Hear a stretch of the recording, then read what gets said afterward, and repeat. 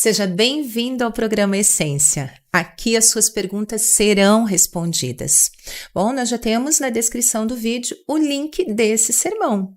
E também, se você quiser participar aqui, se você quiser fazer perguntas, você também terá ali um link para que vá até a página. Nós temos hoje aqui o pastor José Santos. Pastor José Santos, ele é o pastor desse distrito da Igreja Adventista do Sétimo Dia do Juvevê. E também aqui a Tainara da Silva, membro a partir de hoje, então, daqui da Igreja Adventista do Sétimo Dia do Juvevê. Ela foi batizada hoje, então sejam muito bem-vindos. Obrigada. É bom estar aqui. Sabe por quê? A gente pode esclarecer melhor aquilo que apresentamos no sermão. Portanto, esse aqui é um momento muito especial para mim, para todos aqueles que pregam aqui. Com certeza. E já temos as perguntas prontinhas, enviarem, já estão prontas. Vamos lá? Manda ver.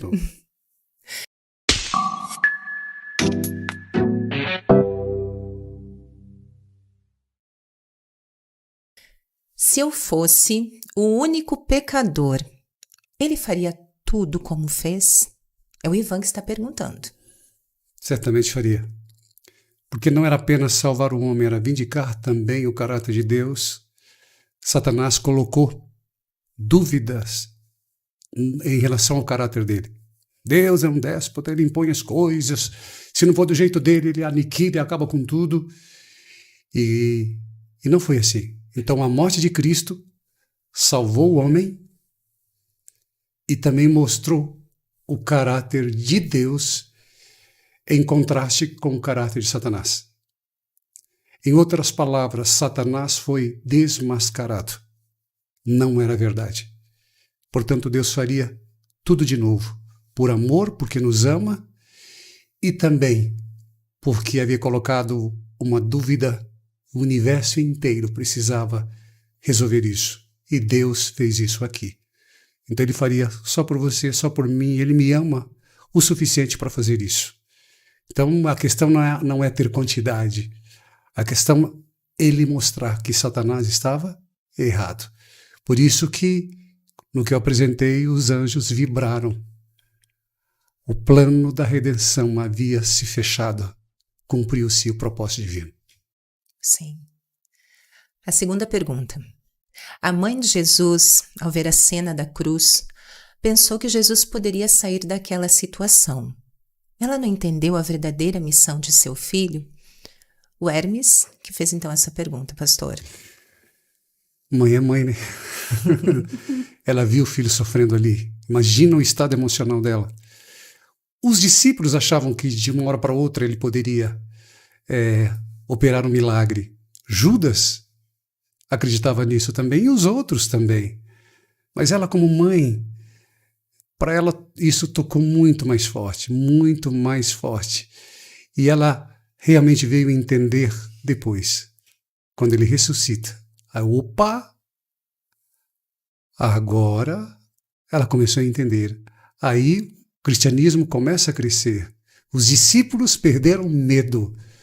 Aquele Pedro, medroso, negou a Jesus, se tornou um homem corajoso, não tinha medo de mais nada.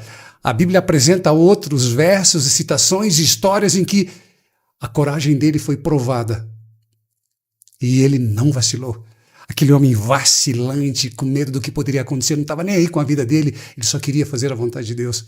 Portanto, depois da ressurreição de Cristo, tudo ficou muito mais claro. E eles não perderam a oportunidade. Que maravilha, né? Amém por isto. Aleluia. Tainara, qual é a sua pergunta? A minha pergunta é uma pergunta um pouquinho mais profunda, né? Que eu já tenho faz um bom tempo, né? Mas aproveitando o assunto, uma coisa que eu percebi na parte do Judas, né? Que muitas pessoas, se fosse outra pessoa, já ia chamar de traidor, ia brigar, né? Mas Jesus os chamou de amigo, né? E também a minha pergunta mesmo é se Jesus tinha consciência, né? Do que ia acontecer com ele futuramente. Como ao contrário da gente, que a gente não sabe, né? Jesus não tinha como reagir. Deus fez o homem para agir, não reagir. Se nós reagimos é porque estamos presos ao passado. Histórias mexem com a gente. Jesus não, ele não tinha nada. Nada, simplesmente nada. Então ele não reagia, ele agia. Então não tinha o porquê ele ficar bravo, chateado. Não fazia parte dele. Você entende? Uhum. O pecado havia afetado ele, mas não infectado. Afetou, porque ele teve fome, ele teve sede, ele teve que beber a água que ele criou, ele teve que dormir, descansar. Portanto, o pecado impactou ele, mas não infectou. Ele não tinha como nós temos. Por que nós reagimos? É porque quando a pessoa fala alguma coisa, toca ali, volta ao passado de algo que você sofreu, um trauma, alguma coisa, e você então reage, você se defende. No caso de Jesus, não. Se defender do quê? Ele não tinha nada. E ele sabia, porque o pai passava a agenda para ele. Tudo que ele fez em relação a usar o poder dele foi em benefício de outros. Ele dependia totalmente de Deus, do pai. O pai passava para ele as coisas, porque senão ele estaria usando o poder para benefício próprio. E ele não fez isso. Ele não fez, o pai entregava a ele. Resumindo, eu acho que você entendeu? Sim. A resposta? Como ele conseguiu se preparar mentalmente, psicologicamente? Eu creio que ele não precisou se preparar mentalmente, porque ele tinha uma mente aguçada. Uhum. Ele sabia o que ia acontecer. Então ele não se preparou, porque ele não tinha do que reagir. Por que nós nos preparamos e respiramos para não ficar nervoso, para não responder o camarada? Porque está aqui dentro.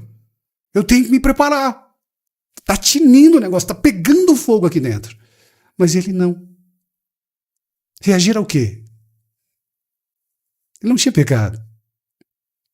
Então, para ele foi respondendo ali, tranquilamente. E pode ver, todas as vezes que alguém tentava colocá-lo em situação ruim, ele perguntava.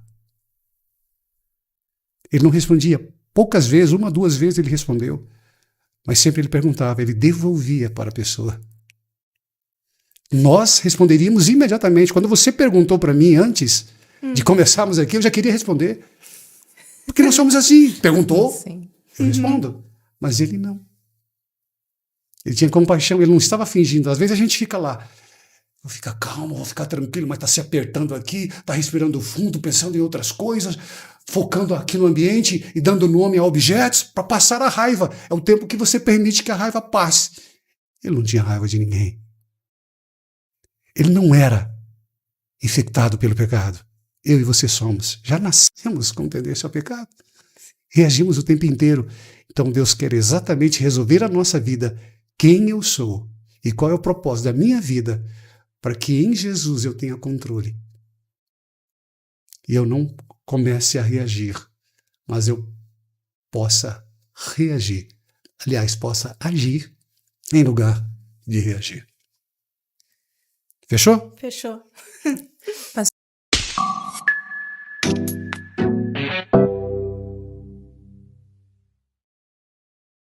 Pastor, qual é a essência do sermão? Eu também matei Jesus. Todos pecaram.